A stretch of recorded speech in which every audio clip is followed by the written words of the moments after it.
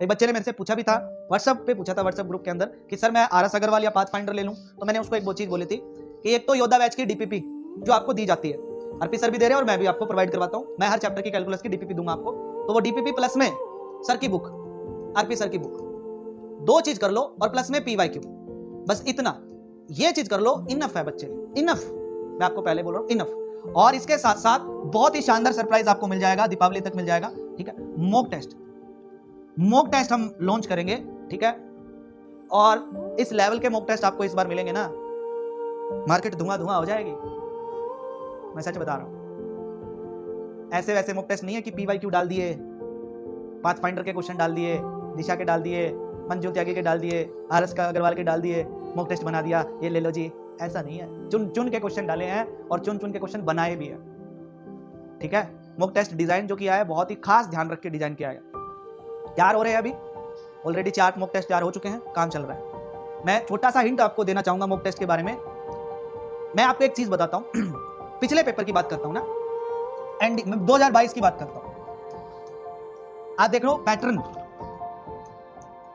अब ऊपर वाले की दया है कि एक बार अगर मैंने क्वेश्चन पढ़ लिया तो मैं भूलता नहीं हूं, ठीक है ना। एक बार जब मैं क्वेश्चन पढ़ लिया तो मैं भूलता नहीं हूं। ऐसा ही सिस्टम हो गया है हमारा। क्वेश्चन देख के बता सकता हूं कि ये इस बुक का क्वेश्चन है, इतनी सारी बुकें पढ़ी है भाई, ठीक है। ध्यान से देखना, मैं एक चीज बहुत ही शानदार आपको बता रहा हूं। इसके अंदर एनडीए 1 2022 में 16 question consider the following statement वाले थे। चेक कर लेना चाहिए आप।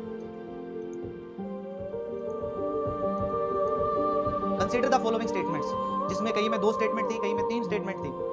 जब कंसीडर द फॉलोइंग स्टेटमेंट का क्वेश्चन होता है ना बच्चे, ये तभी आप कर सकते हो जब आपका कंसेप्ट स्ट्रांग। कैलकुलेशन तो जीरो होती है इसमें, कंसीडर द फॉलोइंग स्टेटमेंट में या तो कोई कंसेप्ट पूछता है या कोई प्रॉपर्टी पूछता है। कैलकुलेशन क्या होती है इसमें? जीरो कैलकुलेशन होती है। तो 16 क्वेश्चन ऐसे थे जो कंसीडर द फॉलोइंग स्टेटमेंट के क्वेश्चन थे। हर क्वेश्चन में 2-2, 3-3 स्टेटमेंट थी। अगर आपको 3 में से एक भी स्टेटमेंट नहीं पता है ना, मतलब क्वेश्चन गलत होने के चांस है, रिस्क तो नहीं ले सकते हम, ऑप्शन इस तरीके से दिए होते हैं। तो ये चीज थी। सडनली उसने क्या किया, 22 पेपर 2 में इसने इस बार जो डिजाइन किया, इसने क्या किया, डायरेक्शन वाले क्वेश्चन डाले। डायरेक्शन वाले समझ गए आप? डायरेक्शन कैसे कि क्वेश्चन नंबर 1 से लेके 1 to question number 3 with respect to this function, कोई भी क्वेश्चन दिया हो। जैसे मान लो आपको फंक्शन का क्वेश्चन, जैसे मैंने कल करवाया था ना कि fx plus y is equal to fx into fy है और f की वैल्यू 1 पे जो है वो 2 है, तो question number 1, question number 2, question number 3 का आंसर दीजिए। बाइनोमियल के क्वेश्चन 3 आए थे, ऐसे थे।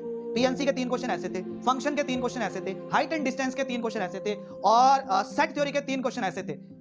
फंक्शन के 3, बाइनोमियल के 3, पीएनसी के 3, ठीक है, सेट थ्योरी के 3, 3 3 6 3 9 3 12, और स्टैट्स के भी थे, स्टैट्स के भी ऐसे थे। तो इसने पैटर्न चेंज किया, डायरेक्शन। अब मैंने क्या किया,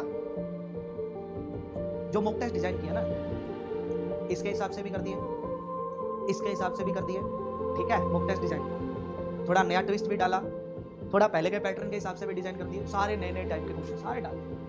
अब तू दे, अब कैसे देगा? पैराग्राफ में देना है, पैराग्राफ में भी दे दे। इंग्लिश की तरह पैराग्राफ आ गया, पहले पैराग्राफ पढ़ो फिर नीचे के 10 क्वेश्चन के आंसर तू दे भाई। कॉम्प्लेक्स के भी थे, बिल्कुल कॉम्प्लेक्स के भी 3 क्वेश्चन है, और मैट्रिक्स डिटरमिनेंट के भी थे, सम ऑफ सिमेट्रिक और स्क्यू सिमेट्रिक, मेरे को याद आ रहे हैं, देखो 3 क्वेश्चन थे। पी क्या होगा, क्यू क्या होगा, और मैक्सिमम वैल्यू क्या होगी डिटरमिनेंट की, क्वेश्चन था ना 3-3 वाला। भाई ऐसे ही है, जब हम अगर हार्ड वर्क करेंगे ना तो आपका मन करेगा कि यार टीचर एफर्ट डाल रहा है, पढ़ ले यार। और यही तभी तो मैंने बोला था हम आर है, इसी बात के पैसे हैं, जैसे आरपी सर बोलते हैं, बाकी तो फिर है ही।